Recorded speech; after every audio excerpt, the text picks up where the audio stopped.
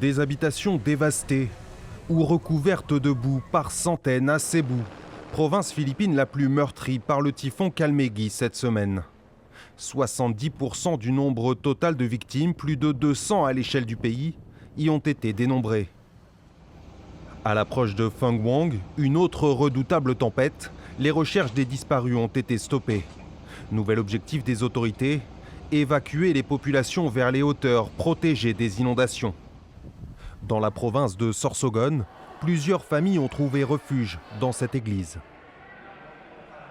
Le dernier typhon a provoqué des inondations chez nous.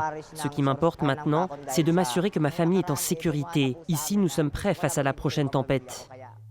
Avec ses 1500 km de diamètre, le super typhon Phongwang devrait recouvrir l'intégralité de l'archipel philippin. Il devrait toucher le pays entre dimanche et lundi. Les météorologues annoncent des vents puissants et surtout des pluies intenses de 200 mm ou plus par endroit. De quoi provoquer d'importantes inondations. Une menace pesante alors que les plaies du passage du précédent typhon restent ouvertes. Nous veillons nos morts. Notre famille est morcelée. Certains sont encore portés disparus. On ne sait pas si on les retrouvera un jour. Chaque année, une vingtaine de tempêtes ou de typhons frappent les Philippines ou s'en approchent. Selon les scientifiques, le réchauffement climatique provoqué par l'activité humaine rend les phénomènes météorologiques extrêmes plus fréquents, plus meurtriers et plus destructeurs.